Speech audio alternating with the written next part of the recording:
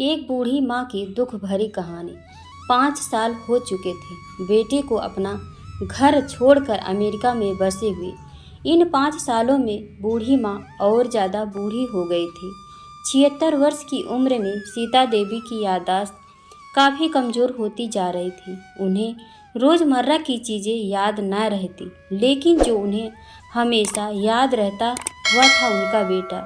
दिन हो या रात, एक पल भी ऐसा ना होता जब उन्हें अपने बेटे की याद ना आती।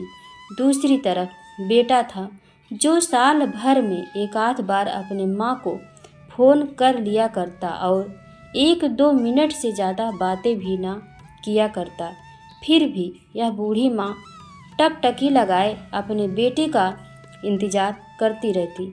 एक दिन बेटे का अमेरिका से फ़ोन आया। हेलो हेलो, सुन रही हो ना माँ? सुनील बोल रहा हूँ, तुम्हारा बेटा।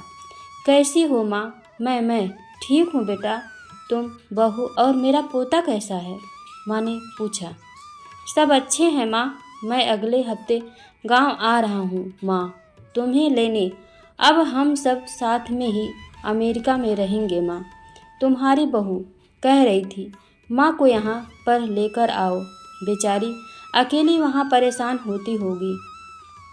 बेटे ने कहा। माँ की बूढ़ी सूखी आंखें आंसुओं से भीग गईं। उसके कमज़ोर शरीर के नस नस में खुशी की लहर दौड़ गई। बेटे और बहू का अपने प्रति प्रेम देखकर माँ का मन खुशी से भर आया। बेटे ने आगे कहा, माँ तैयार रहना माँ, मुझे ज़्यादा दिन छुट्टियाँ नहीं हैं। जिससे जितने पैसे लेने हैं लेकर रखना। तब तक मैं प्रॉपर्टी डीलर से बात कर लेता हूँ। घर के लिए? घर के लिए? माँ ने पूछा। हाँ माँ, गांव का घर हमें बेच देना पड़ेगा। अब हम साथ में ही रहने वाले हैं, तो वहाँ पर घर रखने का कोई मतलब नहीं है माँ, बेटे ने कहा। बुढ़ापे की वजह से ठीक से चलने में असक्षम माँ ने पूरे मोहल्ले में घूम घूम कर अपनी इस खुशखबरी को सबको सुनाया। सभी को खुशी हुई। सबको लगा माँ जी के आखिरी दिन अपने परिवार के साथ खुशी से बीत जाएंगे। पर घर वापस आकर माँ ने अपने घर के कोने कोने को ऐसे देखा जैसे वह अपने दूसरे बेटे को देख रही हो। देखें भी क्यों ना, उस घर को अपने बेटे से कम थोड़ी समझा था। अपने पति के साथ 45 साल यही तो बिताए थे, लेकिन अब मजबूर थी बुढ़ापे के आखिरी साल बेटे और बहू के साथ बिताना चाहती थी। दिल पर पत्थर रखकर घर बेचने के लिए माँ तैयार हो गई। आनन फानन में बेटे ने घर को आधे दामों पर बेच दिया।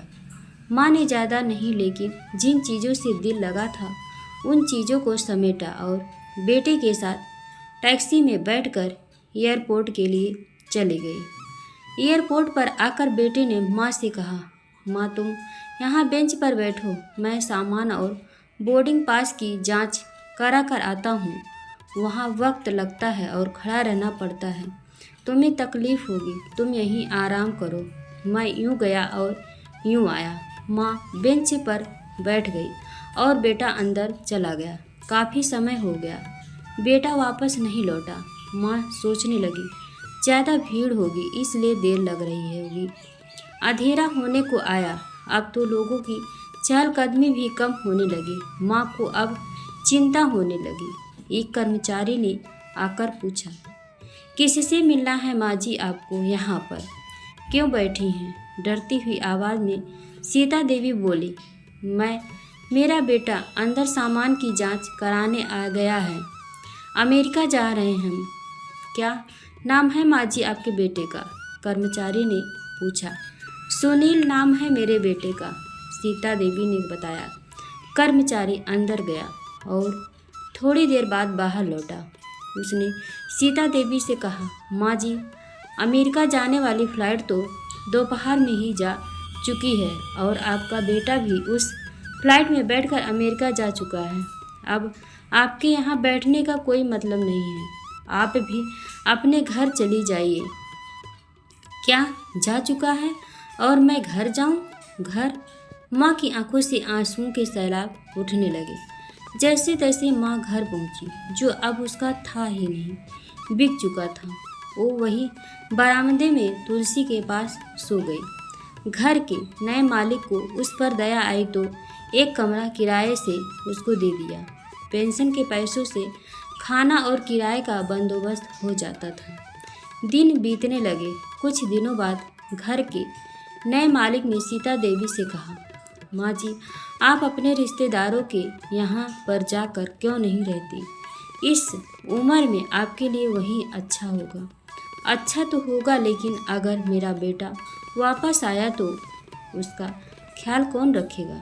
मेरा बेटा बहुत भोला है, उसे अपना ख्याल रखना बिल्कुल नहीं आता।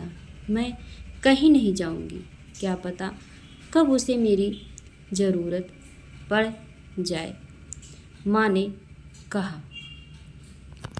दोस्तों, सच बता रही हूँ, माँ की ऐसी बातें सुनकर मेरी आंखों में आंसू आ गए। किसी ने सच ही कहा है, पूत कपूत हो सकता है, लेकिन माता कभी कुमाता नहीं होती। दोस्तों, आप सभी से हाथ जोड़कर विनती करती हूँ, अपने माता पिता की जितनी हो सके सेवा करना, उनके साथ कभी बुरा बर्ताव मत करना। आपको वीडियो कैसा लगा कमेंट बॉक्स में बताएं और मेरे वीडियो को लाइक एंड शेयर करें और मेरे चैनल को सब्सक्राइब करें। Thank you. जय हिंद, जय भारत।